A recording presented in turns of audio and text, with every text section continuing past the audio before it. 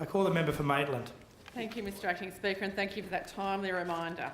I rise to support this bill, which comes after the Greyhound Racing Repeal of Ban Bill, which was tabled by the Leader of the Opposition earlier this year. And I'd like to acknowledge in the Chamber Mr Brenton Scott, Mr Kevin Gordon, Sue Absalom and others from the greyhound industry who are here today to listen to us debate this bill.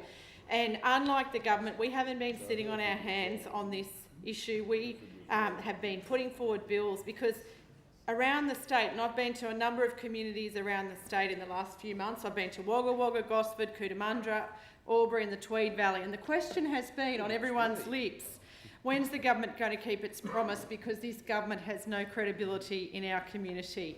And that lack of credibility is really about how this decision was taken, how it was announced last year. When the former Premier Mike Baird announced the greyhound ban on Facebook, everyone in our community was stunned. It was another sign of how out of touch the Liberal National Government is with the everyday people in New South Wales, with small businesses all over the state, our regional communities that rely on strong small businesses, local clubs that are supported by the greyhound industry. And as has been mentioned by the member for Shell Harbour and the member for Wallsend, there's been a complete waste of money in this state, $1.6 million by this government on justifying a decision that should never have been taken, and that a decision that members of their own parties, the National Party, spoke against. And I actually have to admire the member for Barwon and Clarence, and also for Cootamundra, for their stance in voting against the party line. And I note the weasel words of the member for Upper Hunter, who comes into this place and talks about what a difficult issue it was. He didn't even have the guts on the night to show that he was voting with the government. He came over and sat over here, so it looked like he was supporting the greyhound industry, Mr Speaker, but he wasn't actually supporting them, and his vote wasn't there.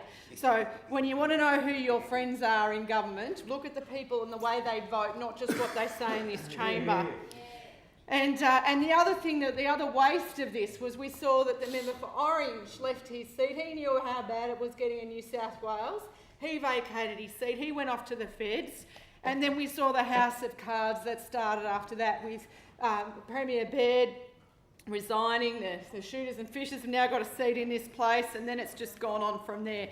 And New South Wales politics, we see the members of the government here who are just not up to the task, and that's been seen so much in the last 2 years that I've been in this place.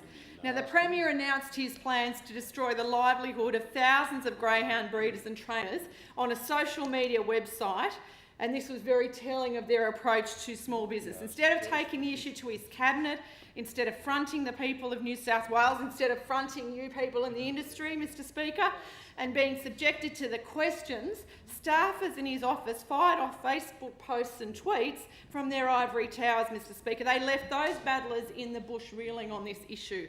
And where have the Nationals been on this? Asleep at the wheel. We've got the Police Minister who watched as the Premier gouged a hole in the heart of many regional and rural communities across our state.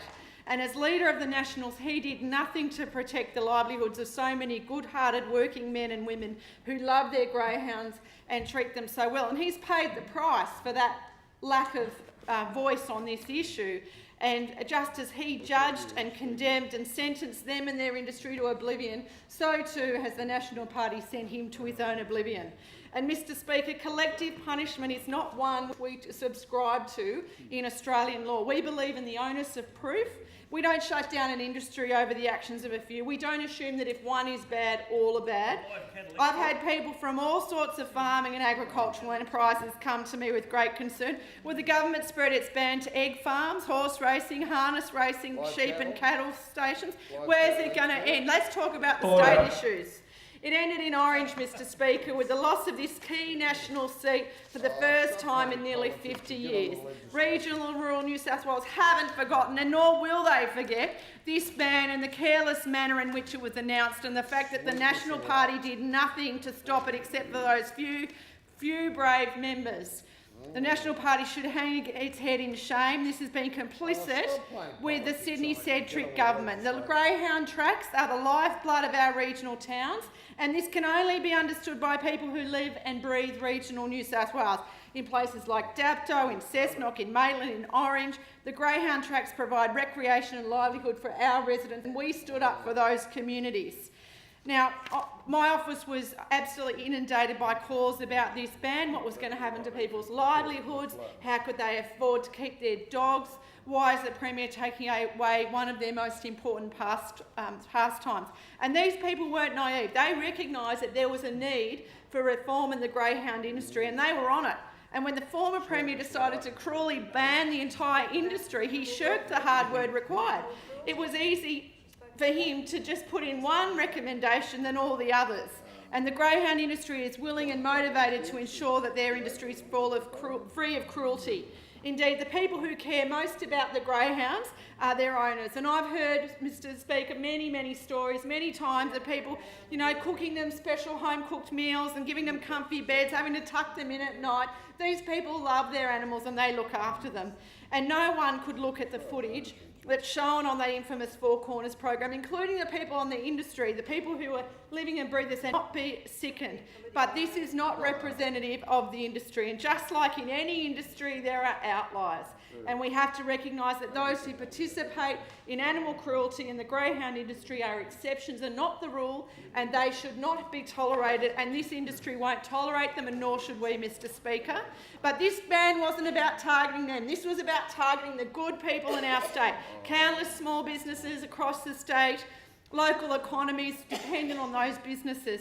In fact, over 1,000 people were employed in full-time work in this industry, and this government was willing to let them go.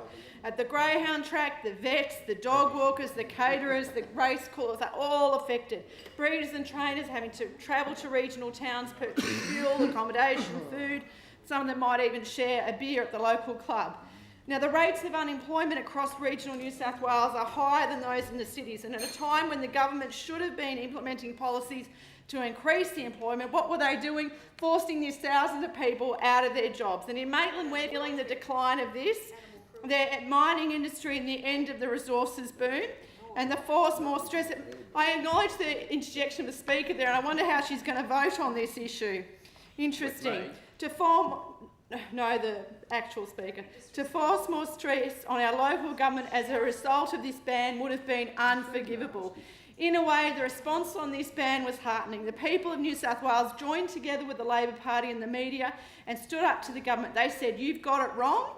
And finally, after the pressure got too much for the former Premier, he backed down on his ban. Now, some of you on the other side said this was political courage. This is nonsense. Backflipping on a clearly flawed decision which was opposed by the majority of the public isn't courageous, it's just opportunism. Real, plain and simple. And real political courage was shown by the Leader of the Opposition. He stood in this place day after day while the Minister and the Premier attacked his integrity, and they were the first ones to do the backflip. Order. The member for Coffs Harbour. Order. And the Nationals are not the party of regional New South Wales. They are the party who takes orders from their Liberal Party mates and swallow their pride. And Labor has and always will be the true representatives of New South Wales region. Regional people will oppose the greyhound ban. We are fighting the disastrous reforms to commercial fishing, and we're stopping the cuts to TAFE. And I want to take this opportunity to say to the House that I rang the Deputy Premier, Mr John Barilaro, the other week and asked him, as someone who's owned his own small business like me, how could he, as Minister, as Deputy Premier of this state and Leader of the Nationals, how could he stand by and watch the great New South Wales commercial fishing industry be cut down by this government? And the issue is that this is going to be the dogs of the sea for the national parties. You watch commercial fishing, you attack all our regional communities, and he is concerned about this. He might not have the numbers in your caucus, but I explained to him that your leader, your former leader, Troy Grant, lived and died by the dogs on the track. The next leader will go on the dogs of the sea, because you cannot keep attacking small businesses and regional communities willy-nilly with no concern for them and expect to be re-elected time and time. And I have to say, you know, on the day, on the 12th of November, I was with the Deputy Premier on a polling booth in Orange, and it was a very good opportunity for us to discuss small business, and he is aware of what you lot are doing. You're pushing this government to the brink, you're pushing them over the edge because you ignore every single time, the needs of country people, of regional communities, and you are bad for their businesses. Thank you.